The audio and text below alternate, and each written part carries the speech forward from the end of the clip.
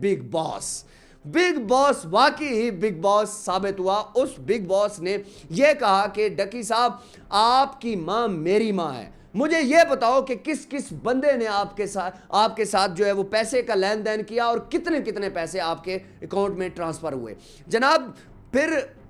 कितने पैसे आपके अकाउंट में ट्रांसफर करवाए जाते हैं, कहां से लिए जाते हैं, ये सारी चीजें उन्होंने डिटेल जब मांगी तो डक्की को लगा कि अब मेरी दुआ जो है वो कबूल हो गई है। भाई वापस आ चुके हैं। मैंने आपको ये चीज बताई थी कि ईच एंड एवरीथिंग डक्की बताएगा कि उसके साथ क्या क्या जुल्म हुए, क्या क्या उसके साथ मसले हुए, उसकी फैमिली को किस तरीके से टार्चर किया गया। डक्की ने अपनी फैमिली को बताई कि, और जैसे ही उस डक्की ने अपनी फैमिली को ये चीज़ बताई कि जनाब आप प्री अरेस्ट बेल करवा लें। जनाब प्री अरेस्ट बेल जब करवाई जाती है उसके बाद फिर डक्की को कहा जाता है कि आप अपनी फैमिली को दोबारा से जो है वो यहाँ पर मुलाकात के लिए बुलवाएं। जब मुलाकात के लिए बुलवाया जाता है तो डक्की को ये कहा जाता है कि जनाब आपको, आपकी फैमिली को कुछ नहीं होगा, बिल्कुल रिलैक्स माहौल में आप मुलाकात कर सकते हैं। जनाब जो जैसे ही मुलाकात होती है तो फिर डायरेक्टर साहब जो है वो फिर आ जाते हैं और कहते हैं कि जतोई साहबा, आप मुझे ये बताएं कि आप अपने आप को फन्ने कहां समझती हैं। अरूब ने वो किरदार अदा किया जो कि मैं समझता हूं कि एक दबंग मर्द जो है वो जिस तरीके से किरदार अदा करता है, उसने वो किरदार अदा किया और वो जो है वो एक वफादार बीवी साबित हुई। जनाब जिस तरीके से उसने ये सारे के सारे ये केस को जिस तरीके से देखा या जितनी मुश्किलात जो है वो देखी, मैं समझता हूं कि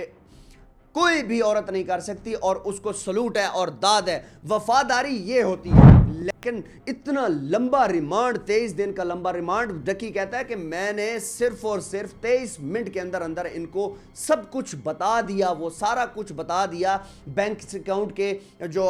पासवर्ड थे या चैनल के पासवर्ड थे या जीमेल के पासवर्ड थे या लैपटॉप के पासवर्ड थे, सब कुछ मैं बता चुका था 23 मिनट के अंदर। अस्सलाम वालेकुम नाज़रीन, मेरा नाम शुएब सादिक और आप देख रहे हैं पोस्ट पाकिस्तान। कुफ्र टूटा खुदा खुदा करके जनाब डकी भाई वापस आ चुके हैं। मैंने आपको ये चीज़ बताई थी कि ईच एंड एवरीथिंग डकी बताएगा कि उसके साथ क्या क्या जुल्म हुए, क्या क्या उसके साथ मसले हुए, उसकी फैमिली को किस तरीके से टार्चर किया गया, उसकी फैमिली के सारे बैंक अकाउंट बंद कर दिए गए, इवन के उनके दादाजी के अकाउंट भी बंद कर दिए गए। जनाब जिस तरीके से उसने ये सारी एक्सप्लेनेशन की है डकी ने, मैं समझता हूं कि उसको हर एक चीज़ फिंगर टिप्स पे याद है। इवन के उसने ये भी बताया कि जनाब मुझे जेल से निकाल के जो थप्पड़ मारा गया कि वो पूरे 3 महीने के अंदर अंदर इतना बड़ा थप्पड़ और इतना बड़ा हाथ, मुझे ऐसे लगा कि मेरी आंखों के आगे जो है वो अंधेरा हो गया और इस तरीके से उस बंदे ने मुझे थप्पड़ मारा। जनाब ये मुल्क के पाकिस्तान के अंदर इस तरह के फिरौन बैठे हुए थे, एडिशनल डायरेक्टर साहब जो बार बार आकर पॉडकास्ट पे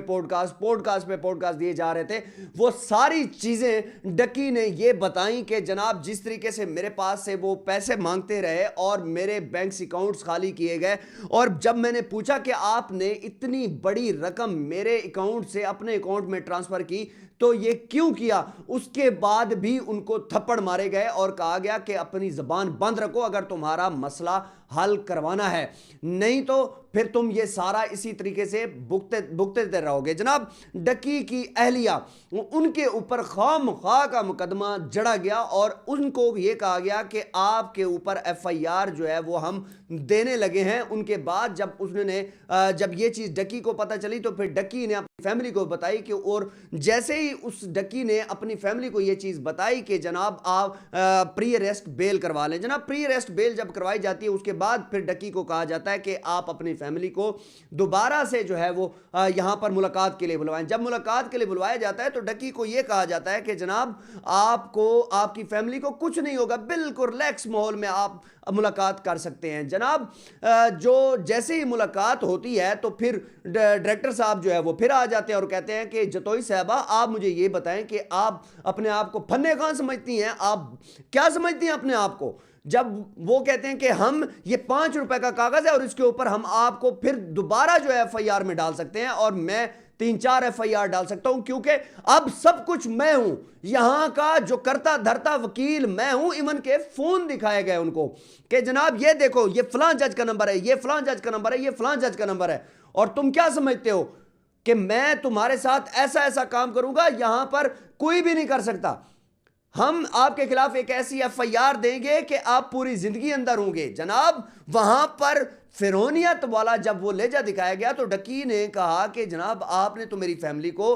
جو ہے وہ ایک خوشگوار ملاقات کے لیے بلایا تھا اور آپ ابھی جو ہے یہ چیزیں ساری بتا رہے ہیں. تو اس کے بعد جو ہے وہ ڈکی نے کہا کہ اب گیم جو ہے وہ ساری پیسے کی ہے. جب پیسے کی گیم ہوتی ہے تو ان کے سارے اکاؤنٹ جو ہے وہ فریز کرنے کے بعد پھر ان لوگوں نے اپنے ماموں سے ادھار پیسے لیے 60 لاکھ روپے جو کہ کار زون والی جگہ پہ دیے گئے. جناب یہ وہ لوگ تھے جو آئیو صاحب تھے, وہ تو میں کہتا ہوں کہ وقت کے اتنے بڑے فرعون ثابت ہوئے. ایڈیشنل ڈائریکٹر تو وہ تھے ہی تھے, لیکن جو آئیو صاحب تھے وہ ان کو صرف پیسہ اور پیسہ ہی چاہیے تھا. جناب اسی سارے لمحے کے دوران جو ہے وہ جس ادارے کا نام لیا گیا, ملٹری انٹیلیجنس کا نام لیا گیا, تو وہاں پر ایک انٹری ہوتی ہے اور وہ ہوتا ہے بگ باس. بگ باس واقعی ہی بگ باس ثابت ہوا. اس بگ باس نے یہ کہا کہ ڈکی صاحب آپ کی ماں میری ماں ہے, مجھے یہ بتاؤ کہ کس بندے نے آپ کے ساتھ جو ہے وہ پیسے کا لین دین کیا اور کتنے پیسے آپ کے اکاؤنٹ میں ٹرانسفر ہوئے. جناب پھر کتنے پیسے آپ کے اکاؤنٹ میں ٹرانسفر کروائے جاتے ہیں, کہاں سے لیے جاتے ہیں, یہ ساری چیزیں انہوں نے ڈیٹیل جب مانگی تو ڈکی کو لگا کہ اب میری دعا جو ہے وہ قبول ہو گئی ہے. وہ ڈکی جو کہ 10 دن ایک کمرے میں, اندھیرے والے کمرے میں بیٹھا رہا اور گندے کمرے میں بیٹھا رہا اور چیخ کے اللہ پاک سے جو ہے نا وہ دھاڑے مار کر دعائیں کرتا رہا کہ یا اللہ پاک مجھے کوئی راستہ دے دے, میرے پاس کوئی راستہ نہیں ہے. لیکن دیکھیں پاکستان کے جو ادارے ہیں وہ ایک ایسی انٹری آتی ہے بگ باس کی جو کہ پھر وہ واقعی ہی بگ باس تھا اور اس نے آخری دم تک یہ کہا کہ میں ڈکی پریشان نہیں ہونا, اپنی فیملی کے ساتھ کھڑے رہو اور اپنی فیملی کو یہ بتاؤ کہ کچھ بھی نہیں ہوا, بالکل ریلیکس ہو, رونا دھونا بند کر دو, اب میں آ گیا ہوں, میں سب کچھ یہ کروا کے ہی جاؤں گا. تو پھر ڈکی نے اپنے بھائی ڈکی نے اپنے بھائی ضیاء کو یہ کہا کہ آپ ان کے ساتھ کوارڈینیٹ کریں. جیسے ہی کوارڈینیٹ ہوتے ہیں تو پھر سب کچھ جو ہے وہ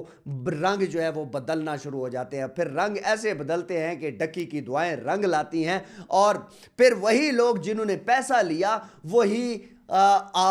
اندر ہو گئے. جب جیسے ان کی گرفتاریاں ہوتی ہیں پھر ان کے خلاف جو ہے نا چلان وغیرہ, یہ ساری چیزیں, یہ کون تھا؟ یہ ملک پاکستان کے ادارے ہیں. یہ وہ ادارے جن کو ہم فخر سے کہتے ہیں کہ جناب یہ ہمارے ادارے ہیں. اور جس طریقے سے بگ باس نے وہ انٹری ماری, کیا اس بگ باس کا کوئی نام بتا سکتا ہے؟ جناب نہیں, میرا کوئی نام نہیں بتایا جائے گا اور نہ ہی کوئی پوڈ کاسٹ دی جائے گی, اور ایسا کچھ بھی نہیں ہوگا. آپ ٹینشن نہ لیں, ہم آپ کے لیے بیٹھے ہیں, ہمارا کام یہی ہے. جب اداروں کے اندر بیٹھے ہوئے لوگ اپنا کام کرتے ہیں نا تو پھر اسی طرح بگ باس کی انٹری ہوتی ہے. یہ پاکستان کا فخر ہے اور یہی ادارے ہمارا جو ہے وہ ایک سر کا تاج ہے. جناب ڈکی صاحب جو ہے وہ جس طریقے سے یہ سارا ٹائم گزارتے ہیں, مجھے ایک بات سمجھ میں نہیں آتی کہ جناب ایک غریب بندہ جو کہ جس کے پاس کچھ بھی نہیں ہے, نہ ہی اس کے پاس سوشل میڈیا کی کوئی پاور ہے, نہ اس کو کوئی میڈیا کور کرتا ہے, اس کے ساتھ کیا ہوتا ہوگا. یہ سوچنے والی بات ہے کہ ڈکی کے ساتھ جس طریقے سے ہوا, آپ اندازہ لگا سکتے ہیں کہ جو ایک غریب بندہ ہے اس کے ساتھ جیل میں کیا ہوتا ہوگا, یا کتنے ایسے کیسز پڑے ہوئے ہیں کہ جن لوگوں کے اوپر یہ چیزیں ڈالی جاتی ہیں یا کوئی چیز ان کے اوپر کوئی بناوٹی کیس بنائے جاتے ہیں تو پھر وہ بیچارے تو پوری زندگی سڑ جاتے ہیں. یہ ڈکی تھا کہ جس طریقے سے اس نے سروائیو کیا جیل کے اندر, یا اللہ نے اس کی سنی, یا جو این سی سی اے کے جو کرپٹ افسران تھے ان لوگوں کے اوپر جس طریقے سے جو ہاتھ ڈالا جاتا ہے, تو یہ اللہ کی طرف سے اس کی ایک ایسی مدد آتی ہے. ہمارے ملک پاکستان کے جو ادارے ہیں وہ سارے جب بیچ میں آتے ہیں تو پھر رنگ بدل جاتے ہیں اس کیس کے. جناب میں سمجھتا ہوں کہ ڈکی نے آ کر ہر وہ چیز بتائی جو کہ ہر ملک پاکستان کے شہری کو سننی چاہیے. ڈکی نے یہ کہا کہ اب جو میری فیملی ہے صرف اور صرف میری ہی فیملی ہے, کوئی یار دوست کوئی اس طرح کا کوئی کسی بندے کا نام نہیں لیا. انہوں نے کہا کہ صرف فیملی ہی آپ کو اس مشکل میں سے نکال سکتی ہے اور وہ فیملی ہی اسی مشکل میں آپ کے ساتھ کھڑی رہ سکتی ہے. اروب نے وہ کردار ادا کیا جو کہ میں سمجھتا ہوں کہ ایک دبنگ مرد جو ہے وہ جس طریقے سے کردار ادا کرتا ہے, اس نے وہ کردار ادا کیا اور وہ جو ہے وہ ایک وفادار بیوی ثابت ہوئی. جناب جس طریقے سے اس نے یہ سارے کے سارے یہ کیس کو جس طریقے سے دیکھا یا جتنی مشکلات جو ہے وہ دیکھی، میں سمجھتا ہوں کہ کوئی بھی عورت نہیں کر سکتی، اور اس کو سلوٹ ہے اور داد ہے۔ وفاداری یہ ہوتی ہے، دوست وہ ہوتے ہیں جب آپ کے اوپر مشکل آئے تو وہ آپ کے سامنے شانہ بشانہ کھڑے ہوں، وہ آپ کے ساتھ کھڑے ہوں، وہ کہیں کہ جناب مشکل آ گئی ہے تو ہم کھڑے ہیں، آپ کے ساتھ ہی کھڑے ہیں، ہم کہیں نہیں جانے والے، بے شک ہمارے سر جو ہے وہ تن سے جدا ہو جائیں، لیکن دوستی یہ ہوتی ہے۔ ڈکی کے ساتھ ایسا کچھ بھی نہیں ہوا، دوستی جو ہے وہ ایک سائیڈ پہ ہو گئی، لیکن اس کی جو فیملی ہے جس طریقے سے اس کی فیملی نے اس کو سپورٹ کیا، جو اس کی مسز نے وفاداری دکھائی، یقین کریں کہ ملک پاکستان میں نا ایک بار سمجھ آ گیا کہ یار عورت اگر وفادار ہو نا تو وہ کھڑی رہتی ہے، اور وہ کھڑی ہیں۔ میں سمجھتا ہوں کہ کوئی اور عورت ہوتی ہے وہ چھوڑ جاتی، وہ کہتی کہ نہیں اب یہ بہت بڑے کیس میں پھنس چکا ہے۔ ڈکی کو جس طریقے سے کیس میں پھنسایا گیا، یہ بتایا گیا کہ یار یہ وہ لوگ ہیں کہ جنہوں نے کوئی اتنا بڑا جو ہے وہ سکینڈل کر دیا، اتنی بڑی کوئی کرپشن کر دی، اور حالات آپ کے سامنے تھے۔ ڈکی کے اوپر وہ ایلیگیشن ڈالے گئے جو کہ بے لیبل تھے، لیکن اتنا لمبا ریمانڈ، 23 دن کا لمبا ریمانڈ، ڈکی کہتا ہے کہ میں نے صرف اور صرف 23 منٹ کے اندر اندر ان کو سب کچھ بتا دیا، وہ سارا کچھ بتا دیا، بینک اکاؤنٹ کے جو پاسورڈ تھے، یا چینل کے پاسورڈ تھے، یا جی میل کے پاسورڈ تھے، یا لیپ ٹاپ کے پاسورڈ تھے، سب کچھ میں بتا چکا تھا 23 منٹ کے اندر، تو مجھے 23 دن کا اتنا بڑا ریمانڈ کیوں دیا گیا؟ میں وہ بندہ ہوں جس کے لیے اتنا بڑا ریمانڈ جو ہے وہ این سی سی اے نے لیا، حالانکہ یہ ریمانڈ اتنا زیادہ بنتا نہیں تھا۔ 23 منٹ کے اندر میں نے ساری چیزیں وہ بتا دی، لیکن پھر بھی جو ہے مجھے مار پڑی، مجھے اتنا مارا گیا، اور بار بار جو ہے وہ انہوں نے ایک اور بات کی کہ جب ایک میرا دوست پیزا دینے گیا، وہ انہوں نے نام بھی لیا اس دوست کا کہ وہ پیزا دینے گیا، تو میں نے اس کو کہا کہ جناب مجھے تھوڑا مارا بھی گیا، تو اس کے بعد اس نے باہر آ کر جو ایک صحافی کو یہ چیز بتائی کہ ڈکی کو جو جیل کے اندر تھپڑ مارا گیا۔ اس صحافی نے جیسے ہی یہ ساری چیزیں بتائیں کہ ڈکی کو جو ہے نا مارا پیٹا جا رہا ہے، کہ ان کا ایک رشتہ دار جیل کے اندر جاتا ہے تو وہ پیزا دیتا، تو ڈکی وہاں پر رو پڑتا ہے، اور وہ کہتا ہے کہ یار مجھے مار رہے ہیں، حالانکہ میں تو ان کو صحیح طریقے سے سپورٹ بھی کر رہا ہوں، جو چیز پوچھ رہے ہیں میں یہ سارا کچھ بتا رہا ہوں۔ جب یہی بات ایڈیشنل ڈائریکٹر صاحب کو پتہ چلتی ہے تو پھر ڈکی کو پھر بلایا جاتا ہے اور کہا جاتا ہے کہ یہ تو ہر چیز بتا رہا ہے، ان کو کیوں بتا رہا ہے یہ ساری چیزیں؟ جب ڈکی کے اکاؤنٹ سے پیسے ٹرانسفر کیے گئے تو وہاں پر جو ادارے کے اندر جو لوگ موجود تھے، ایک ایک بندے کو پتہ چل گیا تھا کہ ڈکی کے اکاؤنٹ سے پیسے جو ہے وہ ڈائریکٹ منگوائے گئے ہیں اپنے اکاؤنٹس میں، نہ کہ نیب کے اکاؤنٹ میں، نہ ایف آئی اے کے اکاؤنٹ میں، نہ کسی کے پی کے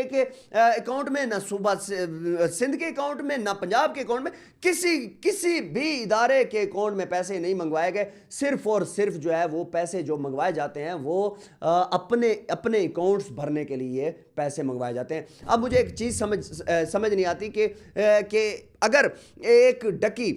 جس طریقے سے وہ بیٹھ کے ساری بات بتا رہا ہے کہ اس کے لیے 100 دن نہیں بلکہ میں کہتا ہوں 1000 سال کے برابر ہوتے ہوں گے، کیونکہ ڈکی نے آج تک اس طرح کی کوئی مشکل نہیں دیکھی، کیونکہ ڈکی کی فیملی جو ہے وہ آج تک جو ہے وہ انہوں نے عدالتوں کے چکر نہیں لگائے، اس کی جو مسز ہیں اس نے وہ چکر نہیں لگائے، ان کے والد صاحب جو ہے وہ دل کے مریض ہیں، انہوں نے وہ یہ چیزیں برداشت نہیں کی۔ یہ پہلا بندہ تھا بیچارہ جو اس طریقے سے ان کے چنگل میں پھنسا۔ جب ایئرپورٹ پر ان کو کہا جاتا ہے نا کہ آپ کے اوپر کوئی ایف آئی آر ہے یا نہیں ہے، تو مجھے یہ چیز سمجھائیں کہ جب ان کو ہتھ کڑی لگائی جاتی ہے، ایک بندہ جس نے کوئی اس طرح کا کوئی کام نہیں کیا، اس سے چلو انجانے میں غلطی ہو جاتی ہے، وہ ایک جو ہے وہ ایک ایپ کی پروموشن کر بیٹھتا ہے، لیکن اس کے بعد وہ اس کو ہتھ کڑی لگا کر جو ہے وہ جس طریقے سے اندر بھیجا جاتا، پھر جج صاحب کے سامنے پیش کیا جاتا، پھر اللہ نے وہ پھر جسٹس شہرام صاحب کے حق میں جو ہے نا وہ یہ چیز ڈالی کہ آپ ہی اس کی ضمانت کریں، اور جیسے ہی ضمانت ہوتی ہے تو ڈکی جو ہے وہ واپس آتا ہے۔ ڈکی اب ایسی چیزیں بھی بتائے گا جو اس کے ساتھ ہوتی رہی ہیں جیل کے اندر کہ بگ باس کی جو انٹری تھی وہ انہوں نے جو بتائی، یا اس طرح کے کوئی اور جو مطلب اچھے افسران بھی ہوتے ہیں۔ ڈکی نے ایک یہ پیغام دیا ہے کہ ادارے کرپٹ نہیں ہوتے، اداروں میں کچھ کالی بھیڑیں ہوتی ہیں، وہ کرپٹ ہوتی ہیں، وہ لوگ جو اداروں کا نام بدنام کر رہے ہوتے ہیں وہ کرپٹ ہوتے ہیں، باقی ادارے بالکل ٹھیک ہوتے ہیں، ادارے جس طریقے سے کام کر رہے ہوتے ہیں، یہ سب کچھ آپ کے سامنے ہے۔ ڈکی بالآخر جو ہے وہ واپس آ چکا ہے، اور کہ ہم دعا گو ہیں کہ ڈکی اب اسی طرح جو ہے وہ آسانی سے زندگی گزارے گا. اور مجھے ایسا فیل ہو رہا ہے کہ ڈکی اور اروب جس طریقے سے اب یہ کیس کا ٹرائل کروائیں گے یا جو بھی معاملات کریں گے, یا ان کرپٹ افسران کے ساتھ کے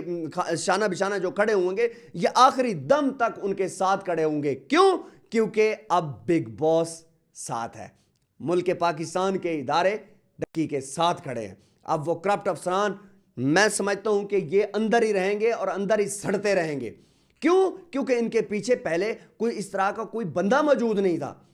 جو ان کو دیکھ رہا ہو. یہ اپنے آپ کو فرعون سمجھتے تھے, یہ اپنے آپ کو نعوذ باللہ خدا سمجھ بیٹھے تھے